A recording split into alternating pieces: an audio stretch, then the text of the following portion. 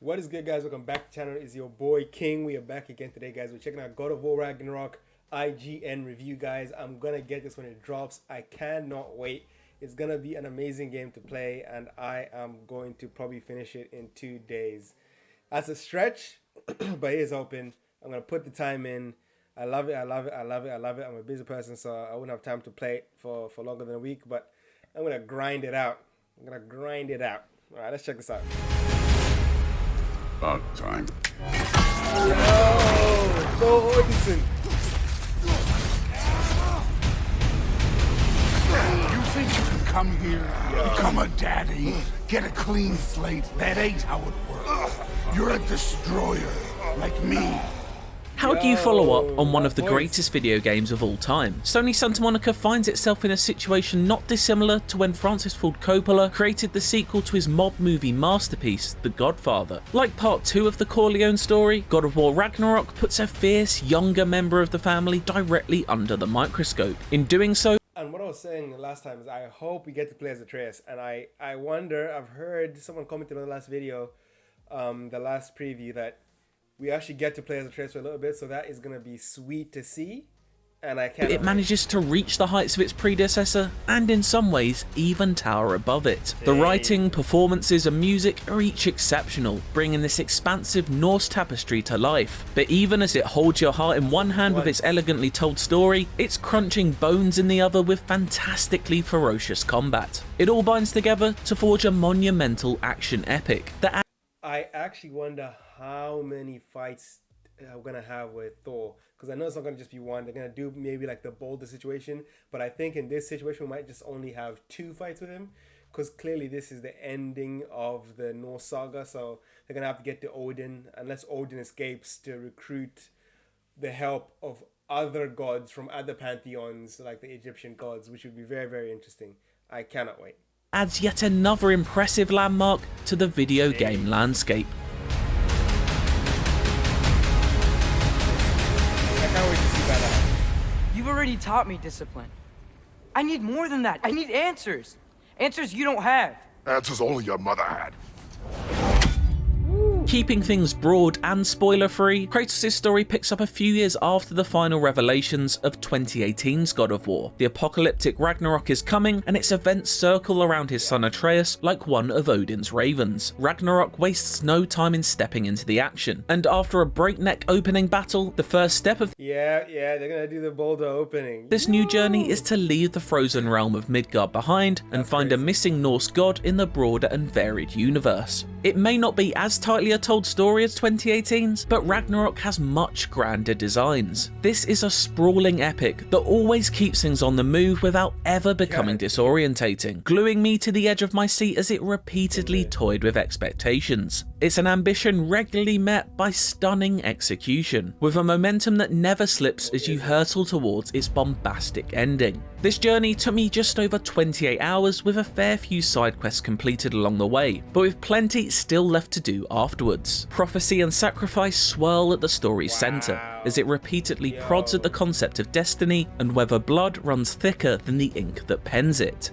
It doesn't merely offer up surface level readings of these themes. Instead, each character and their motives are given the respect they deserve by delving in deep. It's a truly special and fittingly grand conclusion of Kratos' Norse saga. Despite being laden with myth and melodrama, there's still plenty of time for welcome pockets of self-aware silliness that almost always elicit a laugh. Whether that be another bizarre dwarven contraption, or the simple thrill of Kratos eating a sausage. When not eating dinner, Kratos' thunderous voice actor Christopher Judge Was he getting his head blown, blowtorch? frequently engages And why is he sitting down having a casual chat with Thor and it looks like Odin? Because the fact is, he killed his sons. That's crazy, bro. Hey, they're more cordial than you think. in smartly realised dialogue with his equally impressive castmates. Make no mistake though, this is firmly Judge's court, and one he frequently dominates. Kratos' traumatic personal history is reflected in everything from his mournful tone of voice to his appearance. Atreus! Listen to me. His Icarus wings are long since clipped, but his complexion is still pale, like a square of wall where a family portrait used to hang. The everlasting cycle of violence between parents and their children has long been a theme ever since the original God of War trilogy, although one that was only truly emphasised in 2018's revival. Now it's an inescapable fixture of Why are they sitting down? Yo, this is really bugging me, bro. He should have come on Smoke. But this is going to be interesting. It's going to be threats across the table, Game of Thrones style, House of the Dragon style. I cannot wait. Ragnarok, an God level beef. exploration of the rawest and most human of emotions, and what happens when they are channeled through superhuman vessels. Pain leads to anger, anger leads to hate. This is the genesis of the stalking threat embodied by the incomparable force that is a grieving mother. Portrayed incredibly with a newfound fury by Danielle Bisutti, Freya is a striking presence to be reckoned with in the sequel. No longer just a helpful witch in the woods, she's given a whole new spectrum of emotional depth to play in, And I know she's going to come with smoke. I know there's definitely going to be a Thor boss fight, maybe an Odin boss fight, maybe. There's definitely going to be a Freya boss fight, like somewhere in the middle. She might be like the mid-boss fight. Honestly, this is going to be just phenomenal. And I hope we fight her in Vanaheim. That would be like creme de la creme. Ragnarok is all the better for it. Each character is given their own moments to shine throughout. Sonny Suljic fires back regularly with the sharp teenage tongue of a brasher, more confident Atreus, and Alistair Duncan's severed head accessory Mimir continues to provide levity and exposition in abundance. Mimir was probably one of my favorite characters, if not my favorite character in the first God of War, because I love the storytelling, the lore, the way they implemented that with the head, like just rowing the boat and Mimir just spots off a story, bro. Like you learn so much of the world through stories. You kind of feel like you're getting this mythos like told to you. Like these things are like mythology, but these are actual real characters walking around in the world who've done these things. It like gives them a sense of grandiose, which I hope they live up to in this game. Back to smashing through things for fun and profit. Yes. Lovely. Various newcomers to the vastly expanded cast also deliver fantastic performances, with a particular standout being Leia Hayes, radiating infectious energy from the mysterious Angerboda.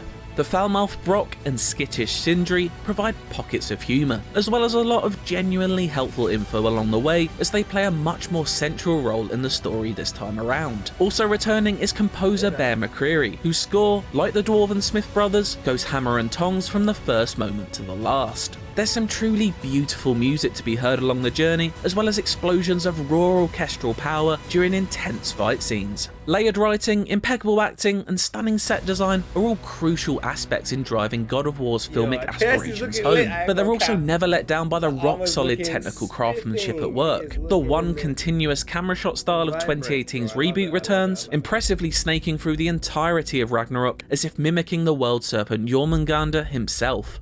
My goodness, what a strapping physique. Capable of an astounding variety of acts of violence, I imagine. Why does it give me pause that little rat thing has a mask, or should I say a mask, an eye patch? I imagine if that is Odin in disguise. Yeah. God of War's combat has always been the flashy attraction that draws a crowd in to be wowed by its story, however, and Ragnarok continues that tradition. Kratos' blades whip around in every direction, delivering a clanking fiery pain to any face they meet. Heavy cleaves of his axe crunch into enemies, making them fold like bloodied origami. And yes, that axe still slices through the air, meteorly lodging itself into anything unfortunate enough to be in its path, before being recalled to your palm with what remains one of the most satisfying button presses ever assigned to a controller. Oh my god, the recoil button.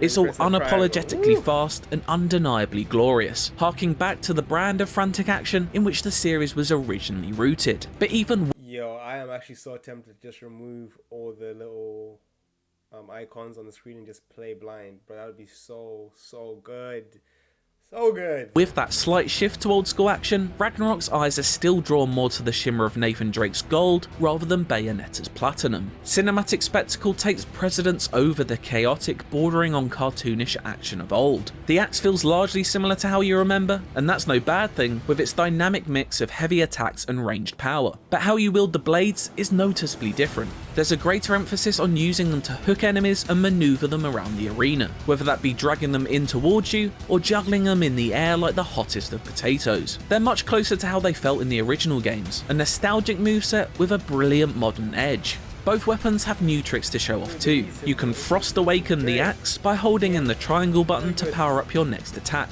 or mash the same button while the blades are equipped to ignite them. Even the shield is now more of an offensive tool, and different types can be bought and crafted to fit your playstyle. Runic abilities, special cooldown attacks assigned in your inventory, also return, and while there isn't the same abundance of choice this time around, each is devastatingly effective. Brutal finishes on stunned enemies are another enjoyable throwback to the God of War of old. There's noticeably a good amount of variety in the randomly chosen weapon-specific animations too. Yes! Movement is further emphasised by the way you can now grapple up from a distance using the blades and launch across gaps to dive into combat. Taller area design literally adds extra layers to battles, allowing you to leap from a ledge to deliver death from above. Combat sequences can feel akin to Doom kill boxes, as you dash and swing around elevated platforms towards your next victim in performances of acrobatic bloodshed. Juggling cooldowns, I love this. There's a sense of agency to the gameplay now. In the first game, it was slow burn. Like, climbing was very slow. You're kind of feeling it. You're feeling the emotion of what they're going through. You know, just self-actualizing the fact that the mother, the wife is dead. Like the slow progression into places, slow climb. Like, and now it's like fast paced. Like, we gotta get this done. We gotta get this done. We gotta get it done. Kratos is not wasting any time, bro. This is you love to see it when the gameplay evolves with the story. The agency of the story. Atreus' arrows and your rage meter to efficiently and spectacularly destroy everyone sent to stop you. Each fight feels like a real occasion as you slalom your way through ranged, parryable and unblockable attacks in order to sneak in a hit or two. Enemies can now perform powerful but interruptible attacks, signified by a blue ring above their head in addition to their regular skills. A double tap of the shield will sort these out, but get your timing wrong and you're in line for some considerable pain. There are plenty of other big additions to combat that I won't divulge so as not to ruin the sensation of discovering them yourself. But rest assured, Ragnarok has myriad more tools in its bag than God of War 2018 ever did, and is all the more enthralling for it. It all feels exceptional when in full flow, often mesmerising with its top tier action drenched in rhythmic brutality, and is quite simply the best combat I can remember playing in a game. And that just goes for the regular fights. Boss battles are of both a higher quantity and quality, including one encounter that makes the opening Stranger fight from 2018 look like a playground scuffle. It's not just the story bosses either. I fought massive alligator bastards called Dreki on more than one occasion, which were a real event to fight and more of a challenge than 2018's Trolls ever posed. Dragon callback. Your sons are bastards. It's great to see sprinklings of that old school monster mayhem thrown into the mix, which manages to successfully offset some of the more serious stretches of the story. Smart new puzzle ideas are consistently introduced and building complexity throughout as more abilities are added to your arsenal. They're often fun and never in danger of slowing your progress to the detriment of the plot. But even so, Atreus or Mimir can't help but come in with a hint far too early and sometimes rob you of that satisfying aha moment. That's part of the story as well, because there's agency to the story. Oh my gosh, they really planned this out, man. The fact that Atreus is more confident, he's able to give you those solutions quicker. So I don't even see it as a negative. Like, you gotta be on it or your son's gonna beat you to it. He's young, he's fresh, he's out here trying to prove a point. Very rare annoyance in a world where get your shit. Normally every last word is a joy to listen to. Armor customization has been streamlined, resulting in the removal of the slotting system for a more straightforward upgrading mechanic. Enchantments are now placed inside a separate amulet rather than spread over various pieces of gear. This division makes seeing what you have equipped easier and means you aren't lost delving into too many menus within menus. This also means you can upgrade a piece of armor and take it with you through your journey if your playstyle happens to perfectly click with a certain set, or you just love how it looks. The same goes for weaponry, which can be upgraded, as well as fitted with attachments such as individually named hilts and handles, each with their own perks and bonuses. Who wouldn't want to play with the Stonecutter's knob, after all?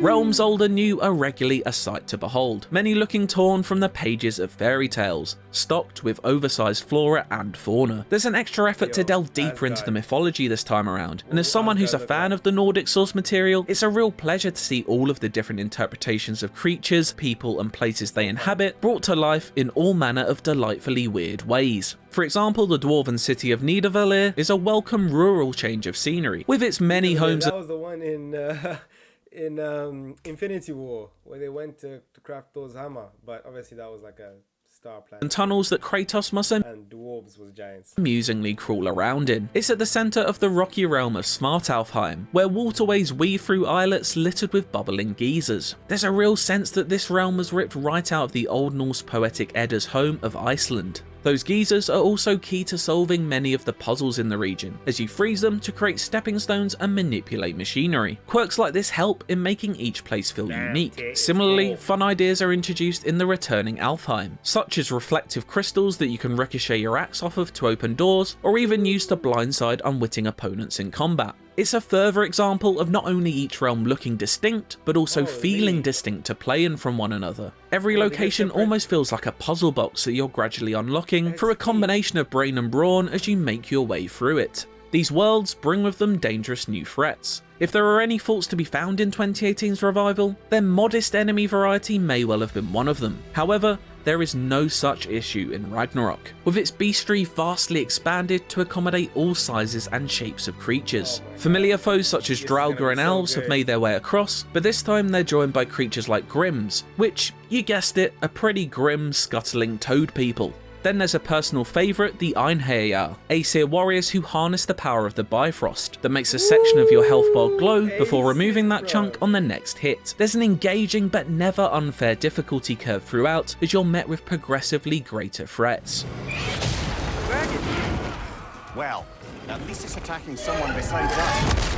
Side missions are sometimes spectacles in their own right. They're a great source of character development as you learn more about your friends and companions by helping them right past wrongs. Some side quests do just present a pure gameplay challenge over extra stories, however, such as hunting down powerful legendary enemies dotted across the realms of Yggdrasil's roots. There is no shortage of genuinely tough side boss encounters either. Chipping away at larger health bars is a really satisfying challenge, and remarkably well balanced against the standard quick kill nature of the majority of Ragnarok's fights. It's yet another testament to the masterful combat design on display, and yes, there are some absolutely tough as nails endgame level challenges to rival the Valkyries of 2018, but I'm gonna let you find out what those are for yourself.